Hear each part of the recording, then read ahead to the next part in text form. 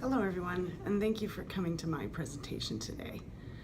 I wanted to really share with you my personal story, and hopefully I can give you some tips on your own journey to college and through college and to graduation.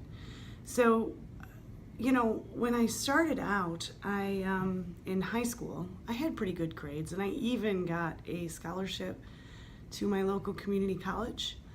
But I grew up in a very blue-collar family, and they kind of thought of college educated as a derogatory term, I guess. And so I had in mind that I would finish high school and clean houses. It seemed like a pretty good way to make money. And so that was my plan. And I was talking to a friend of mine who cleaned houses for a living, and he said, "Why would you do that if you have an opportunity to go to college?" So that got me thinking. So I decided to go ahead and go to community college. But I did a certificate program. It was not an associate's degree or a bachelor's degree. I certainly was not thinking of myself on that kind of track. So not at that point in my life. So I went and I got my certificate, and it really worked. I mean, I got a job right away, and I think that's something for you to think about as well. If you're looking for a short-term solution, maybe a certificate program can be a good way to start.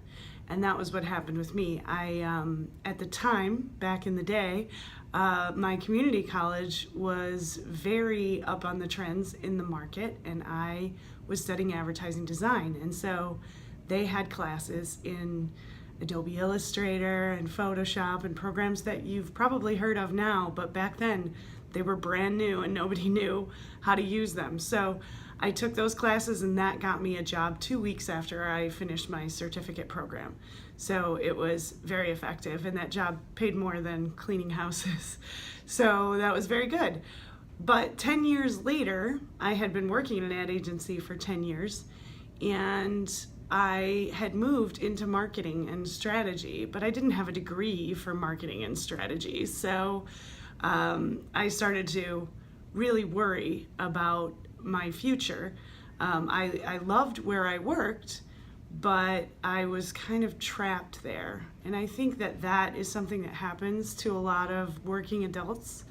They're in school, or they're not in school, but they're in a job, and they're thinking that job is stable indefinitely, and sometimes it's not. And it was wise that I was worried about it, because a few years later, my boss decided to retire and close up shop, and I would have been in the job market without a degree. But I had decided before that happened that it was time for me to go back and get my bachelor's degree. Now, here's the trick. I had a certificate. Now, when I first started looking around at colleges, a lot of them for the four-year programs were, I tried to look at some of the local public colleges, and they had these degree programs that did not allow me to transfer in any of my credits from that 2-year certificate program, because it wasn't an official associate's degree. And they also had really weird, hours for the classes, and I couldn't figure out how I could go to a daytime class when I had to work full time. So I was kind of frozen for a bit, but eventually I found a program, and I think this is really key for you. I found a program that was completely focused on serving adult learners, so people who had life and work experience, a significant amount of it, and could, potentially have credits from other sources that maybe were not as traditional as students coming out of high school, getting their associate's degree and transferring into a bachelor's program. So, in my head, I was thinking, this is going to take me 10 years to get my degree, because you think about it's a 4-year degree, and then you've got to go part-time, and so that takes 8 years, and over the course of 8 years something's going to happen. But that is not what happened to me. Instead, I finished in 2.5 years. And here are the things that the program I went to offered that I think is really important for you to consider. One, is prior learning assessment.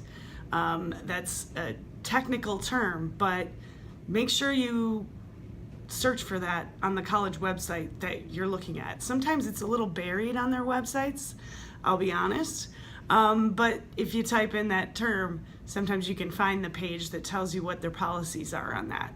And that's really important, because what you can do, and what I did in my program, is I put together a portfolio of what I had learned through my work experience, the marketing research that I had done at work, all of those things, and I put together a portfolio of that.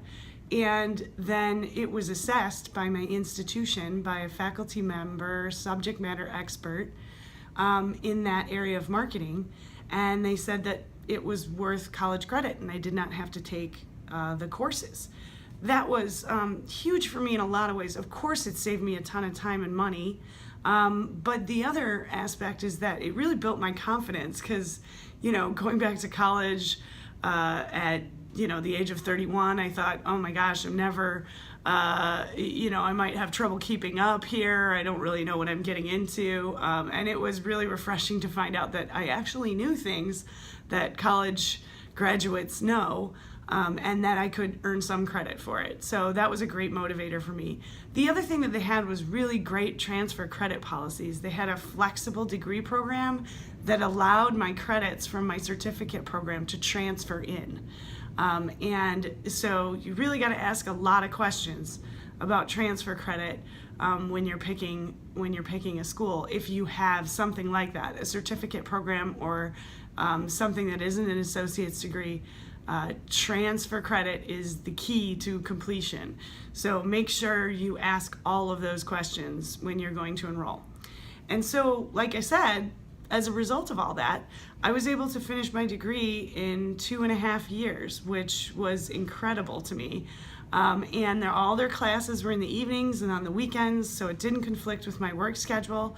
I had to work. It was a lot of work because I had to do all my homework on the weekends, But I also, met some of the greatest friends that I still have in the world in that program, and it completely changed my life. When my boss decided to retire, I was able to find a job where I work now, which is at the Council for Adult and Experiential Learning, which is a nonprofit that focuses on helping adults succeed in college. So it was great. I totally got it. I totally understood what they were trying to do, and I started working here then. And now I'm a vice president, and I am working toward my doctorate in education, which, when I was 18 and considering cleaning houses, I could not have possibly imagined that I would be getting a doctorate today, but that's what I'm working toward.